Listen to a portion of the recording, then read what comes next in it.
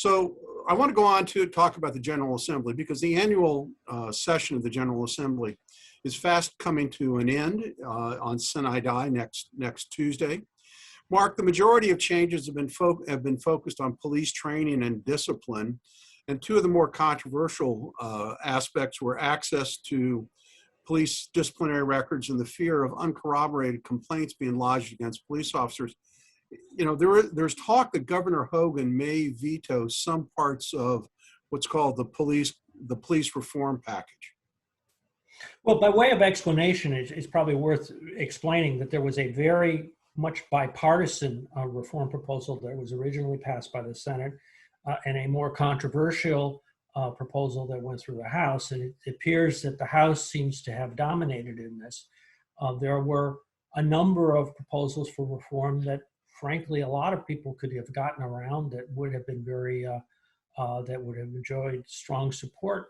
As you've said, the more controversial provisions in the House really, I think, will diminish the ability of police to fight crime and discourage many officers from being as effective as they could be. And that really is not what folks want. Yeah, Mike, the repeal of the Police Officers' Bill of Rights was highly contentious, as Marc just pointed out. And here in Montgomery County yesterday, the union, which represents Montgomery County police officers, criticized the anti-cop attitude that elected officials now have. Now, are we going to see a reverse effect that the reforms that are being enacted are going to make the communities less safe than more safe? Well, I mean, I think this is a very challenging conversation. I think first and foremost, one of the things you always have to remember and say, we need to say out loud, is that Montgomery County is an amazingly safe community. Our rate of crime here is amazingly low. That doesn't mean that there aren't periods and there aren't places where we've seen some, but I think that's an important piece for people to remember. The other thing is that I think there has been this tendency of a piling on effect, because we've seen situations and issues where there have been other places. And so you've seen a piling on from elected officials on kind of being against police. When the reality is, I think we obviously need police. Police can provide a vital function. But I think there's also a recognition that there needs to be some increased transparency as to how that is governed, how that's administered. And I think the unions have worked hard to always, obviously, because that's their job and their role is to defend the rights of police. And I think you've got the rest of society saying, well, that's great, but what about us and where do we fit in that? There's a middle ground there to be taken, I think, as it looks at police training, what are expectations of police, and having a different conversation. But of course, it's either you're for or you're against. And the reality is that we've got to get to some place in the middle to make sure that police can do the effective job we want them to do and are trained to do so. Well, it also seems that some of the reforms that were being called for were a Baltimore problem and not a statewide problem, because police forces in Montgomery County have been improved and well trained for a long period of time. We'll have to wait and see what the governor does. What governor does with this. Marc, one of the other topics that the General Assembly took up was sports betting. Another bad idea, like the forbidden fruit, that is irresistible to the insatiable government appetite that we seem to have. So what is that all about, and what's going to happen? Well, forgive me, but this is a lobbyist dream. The legislature set the price for the license and in the quote free market solution, and I think you can just about guarantee that the price that was set was well below what the economic value is to the various entities that are being given to this. This is a giveaway.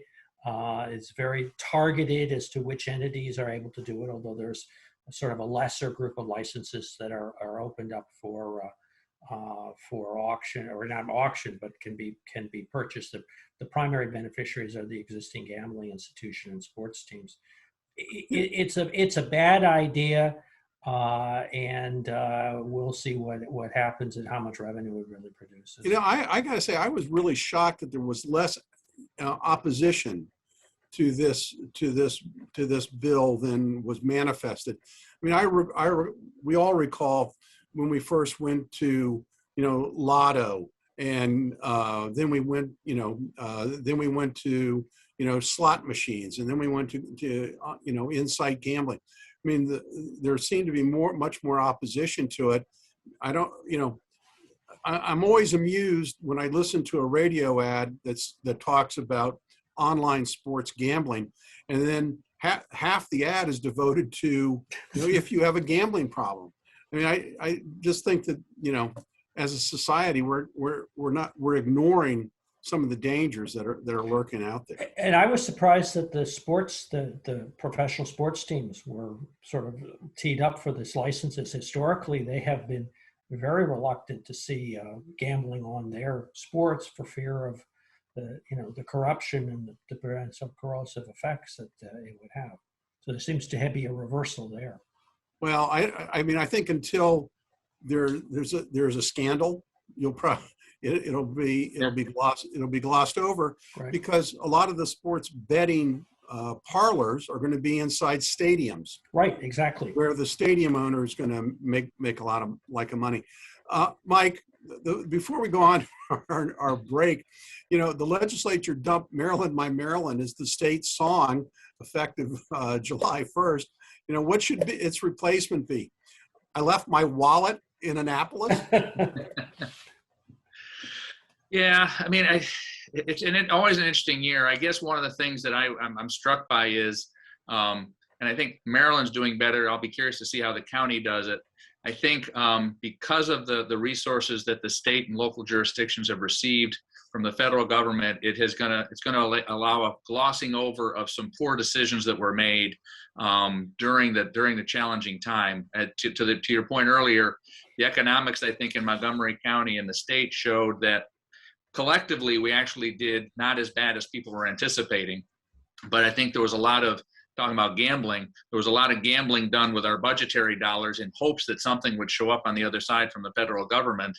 And I think some poor decisions were made. And I think rather than dealing with those poor structural decisions in our budgets, now we're going to have some resources coming from the feds that are going to allow us to continue to spend money in places we shouldn't and not necessarily rethink our priorities. And so I think that's one of the biggest challenges that we're going to see going forward is how do our budgets actually really come to fruition when we've kind of masked the challenges that are in them?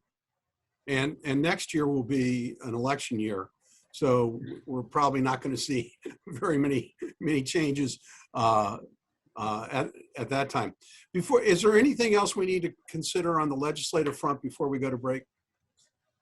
Anybody have any hot button legislative ideas? Hearing none. When we come back from this short break, County Council passed the Child Safety Act, and Mad Max Scherzer wants more fans in the stands. Stay tuned.